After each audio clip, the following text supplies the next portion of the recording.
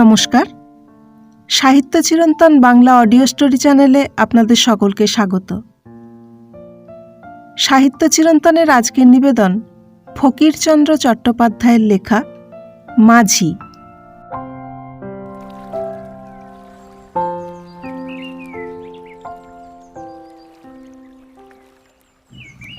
একদিন সন্ধ্যার একটু পূর্বে কাঁসাইয়ের খেয়াঘাটে শ্বেতসিক্ত কলেবরে এসে দেখি ঘাটে খেয়া নৌকো নেই। পরপারে যাত্রীরা আকাশে মেঘ দেখে বুঝি আলো থাকতে থাকতে পাড়ি দিয়েছে। খেয়াঘাটের ওপরেই একটা সুবৃহৎ বটগাছ, বটগাছটি পারঘাটের নিশানা। নদী তীরে ঘন হোগলার বন। বহুদিন হলো এই ঘাটে পার হইনি। পূর্বে যখন কল্যাণপুরে অবস্থান করতাম তখন দুবেলা এই ঘাটে পারাপার হতাম। ঘাটে এসে নিতাই বলে ডাকবার অবসর সইত না। যেখানেই সে থাক নিতাই উত্তর দিত, একটু দাঁড়ান, এই আমি এলাম বলে। তার শ্রবণ শক্তি অসম্ভব তীক্ষ্ণ ছিল। হয়তো কোনো দিন নৌকো ছেড়ে দিয়েছে। নৌকো প্রায় পরপারে পৌঁছায় হয়েছে। আমরা স্বভাবতই দূর থেকে চিৎকার করতে করতে আসতাম, নিতাই নৌকা নিয়ে আয়, বেলা হয়ে গিয়েছে।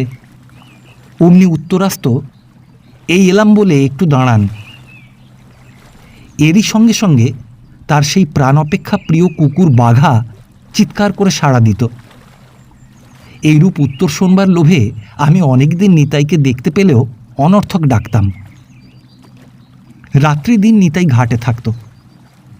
বেচারির সংসারে আপনার বলবার কেউ ছিল না।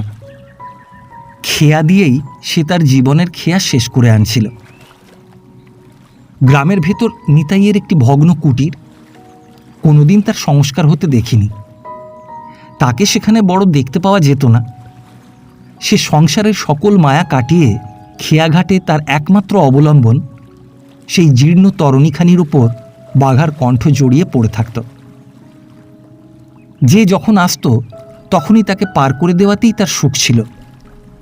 কেউ যদি বলতো, নিতাই তুই আবার বিয়ে কর, সংসার কর, এরকম করে কদিন বাঁচবি বল, সে তখন তার বড় বড় গোল সরল চোখ দুটি তার মুখের উপর রেখে উত্তর করত, আর কদিনই বা বাকি, বিয়ে করে পায় সে কল পরে মিছে কষ্ট পাবো, আর পার করার এমন শক্তি থেকে বঞ্চিত হব বই তো নয়। তোর কি ঘরে থাকতে ইচ্ছে করে না? দিন রাত এই একটানা খাটুনিতে কি তোর বেজার ধরে না? কেবল জলের উপর থাকতে কষ্ট হয় না? নিতাই হাসতে হাসতে বলতো, আরে কাজ কই দাদা, কজনকেই বা পার করি, ঘরের মধ্যে চুপ করে পড়ে থাকতে কখনো শিখিনি।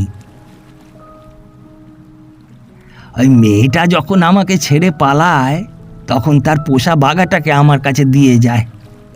সেই অবধি বাঘাটা যেন মেয়েটার সব কথা আমাকে মনে করে দেয়। তাই বাঘাকে নিয়ে সকল জ্বালা ভুলে আছি, নইলে সব ফেলে এতদিন একদিকে চলে যেতাম। ঘরের মধ্যে যদি কোনোদিন গিয়ে পড়ি তো ঘুম হয় না, ভয় হয় পাছে চাপা পড়ে মরি। ঘরের মধ্যে যেন হাঁপিয়ে উঠি, নৌকার উপর শুয়ে নির্ভাবনায় ঘুমিয়ে বাঁচি।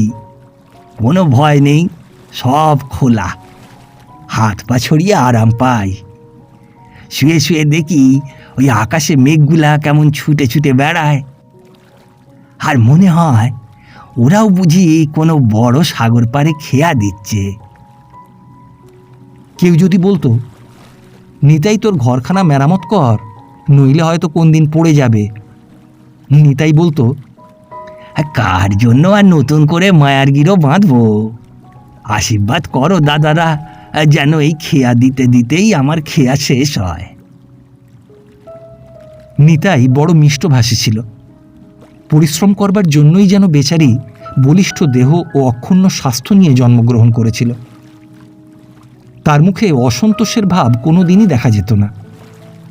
সদাই হেসে সকল সময় গান গেয়ে সে বেশ আনন্দ উপভোগ করত।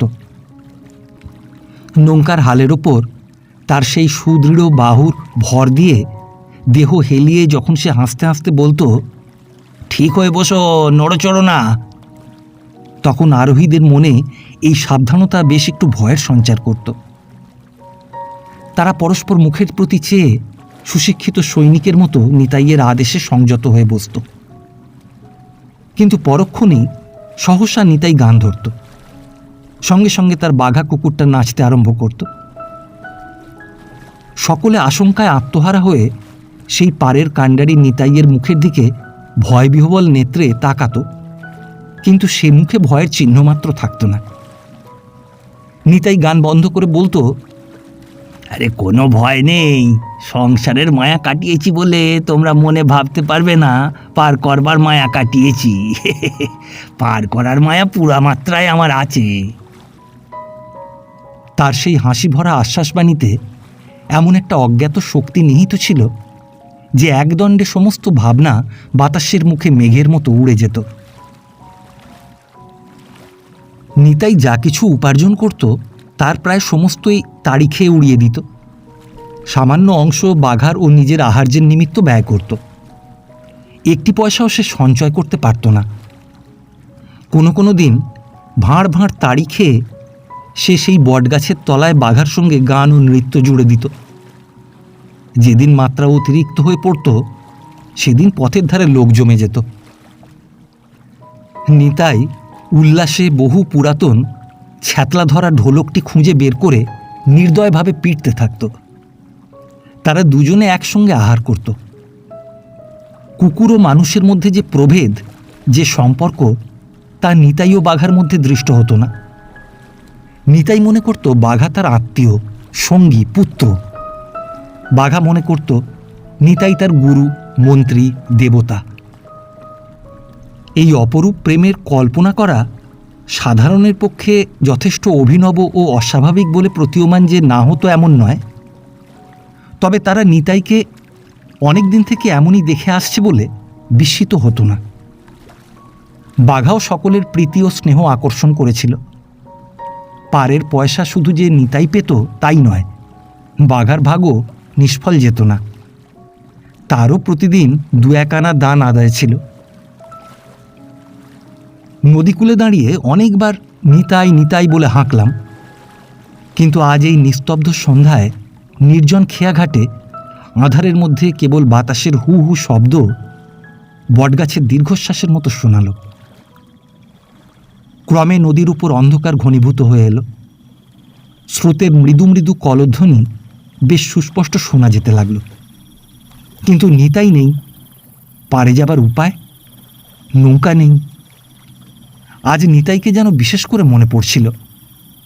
তার সেই আশ্বাসবাণী শোনবার জন্য প্রাণ ব্যাকুল হয়ে উঠল, কিন্তু তার কোনো সাড়া আজ তেমন করে জানান দিল না। বাঘাও একবারও ডাকল না। তবে কি নিতাই তার জীবনের খেয়া শেষ করে পালিয়েছে? নিরুপায় হয়ে কত রকম ভাবছি। এমন সময় জলের উপর দূরে ঝপঝপ দাঁড় ফেলার শব্দ শোনা গেল। মনে হলো তবে বুঝি নিতাই আসছে। যে নৌকায় পার হলাম সেটি নতুন, তার উপর ছই নেই। নিতাইয়ের নৌকোর উপর বেশ একটি সুন্দর ছাউনি করা ছিল। সে যে তার মধ্যেই থাকত। আমি এই নতুন মাঝিকে জিজ্ঞাসা করলাম, তুমি কি নিতাইয়ের কেউ হও? আগে না, আমি এ ঘাটে 2 বছর নৌকা চালাচ্ছি। কেন, নিতাই কোথায় গেল? এই প্রশ্নে সে যেন বিস্মিত হয়ে তীব্র দৃষ্টিতে আমার মুখের প্রতি চাইল। তারপর একটি দীর্ঘ নিঃশ্বাস ফেলে আস্তে আস্তে বলল, কেন, কিছু কি শোনেননি? আমি বললাম, না, অনেকদিন এই অঞ্চলে আসিনি। নিতাই ভালো আছে তো? চুপ করুন, শুনতে পেলে ভয়ানক ব্যাপার হবে। আমার মনে হলো নিতাইকে নিয়ে যেন একটা গূঢ় রহস্য চলেছে। এই খেয়াঘাটের পারাপারের মধ্যে যেন একটা বিপ্লব ঘটে গেছে। তখন পানসি প্রায় কিনারার কাছাকাছি হয়ে পড়েছিল।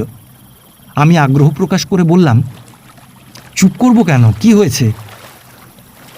নতুন মাঝি উত্তর করল, নিতাই কথা শুনতে পেলে এখনই এসে দাঁড়াবে। 2-4টে পয়সা না নিয়ে ছাড়বে না। আহা, অমন ভালো লোক অমন হয়ে যায়, সবই অদৃষ্ট করে। মাঝি নিতাইয়ের আগমনটাকে যেন আশঙ্কা করছিল। তার কথার ভেতর থেকে নিতাইয়ের প্রতি দয়া, দুঃখ ও স্নেহ প্রকাশ পেল।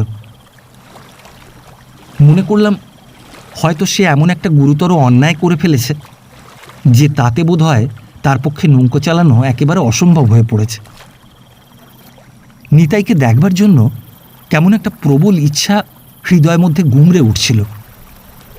তার সেই সুগঠিত বিপুল দেহ, সেই থালার মতো প্রকাণ্ড গোল মুখ, বড় বড় চোখ, সরল শান্ত দৃষ্টি, উন্নত বিশাল বক্ষ, লোহার মতো কঠিন হাতের গুলি, বড় ঝাঁকড়া চুল, সবেতেই যেন তার কেমন একটা বিশেষত্ব ছিল। আরোহীদের সাবধান করবার জন্য সেই গুরুগম্ভীর শাসনবাণী শুনতে বেশ লাগত। সেই নিতাইয়ের কি হয়েছে, সেই বা কেমন হয়েছে দেখবার জন্য অধীর হয়ে পড়লাম। আমাকে চিন্তিত দেখে মাঝি বলল, ওই দেখুন, ওই যে ওই তীরে হোগলার বন দেখছেন? ওই যে ওই দেখুন, হোগলার বন দুলে উঠল না? ওই নিতাই এখনো তার বাগাকে খুঁজছে। বেচারি খাওয়া দাওয়া ত্যাগ করেছে, কেবল লোকে দয়া করে যা 2-1 পয়সা দেয় তাই দিয়ে তাড়ি খায়। দিন নেই রাত্রি নেই, সকল সময় সে ওইখানেই পড়ে আছে। এই নদীর কিনারা ছেড়ে কোথাও নড়বে না সে। এই যেদিন ঝড়ে ওর নৌকো উল্টে যায়, শুনেছি সেই দিন বাঘা কুকুর কোথায় ভেসে যায়। বেচারি নাকি সেই দিন সমস্ত রাত বাঘা বাঘা বলে চেঁচিয়েছিল, সাঁতার দিয়ে দিয়ে তাকে খুঁজেছিল। তারপর থেকেই ওর মাথা কেমন খারাপ হয়ে গিয়েছে। বাঘার অন্তর্ধানের কথা শুনে হঠাৎ একটি অতীতের কথা মনে পড়ে গেল। একদিন নৌকায় আমি আর একটি ভদ্র পরিবার একসঙ্গে পার হচ্ছিলাম। নিতাই যে বাঘাকে কত ভালোবাসে তা যে কাহিনী শুনেছে সেই অবগত হয়েছিল। বাঘা তার সামনে নৃত্য করছিল। বাঘার গায়ে ভদ্রলোকের ছোট মেয়েটি স্নেহভরে হাত বোলাচ্ছিল এবং মাঝে মাঝে হাততালি দিয়ে উল্লাসে হাসছিল। বাঘাও লেজ ফুলিয়ে নানা প্রকার অঙ্গভঙ্গি প্রদর্শন করে বালিকার আনন্দে যোগ দিচ্ছিল। শেষে ভদ্রলোকটি নিতাইয়ের কাছে কুকুরটি কিনতে চাইলেন। কথা শুনে নিতাইয়ের মুখ লাল হয়ে উঠল, তার গান থেমে গেল, চোখ ছলছল করতে লাগল। যিনি পার হচ্ছিলেন তিনি যে একজন সমৃদ্ধিশালী লোক তা তাঁর স্ত্রীর গাত্রাভরণ থেকেই বেশ প্রকাশ পাচ্ছিল। নিতাই অনেকক্ষণ নিরুত্তর হয়ে রইল। বুঝিয়ে প্রস্তাব তার পক্ষে বড়ই বেদনাদায়ক হয়েছিল। বাবুটি পুনরায় জিজ্ঞাসা করলেন, কত দাম হবে বলো, যত দাম চাও তাই দেব। নিতাই আর চুপ করে থাকতে পারল না। সে ধীরে ধীরে উত্তর করল, দাম আর কি, যদি বাঘাকে আমার কাছ থেকে নেন তবে খুকিটিকে আমায় দিন। আপনার যেমন খুকি আমারও তেমন বাঘা। আমার যে আর কেউ নেই, আমি কি নিয়ে থাকব?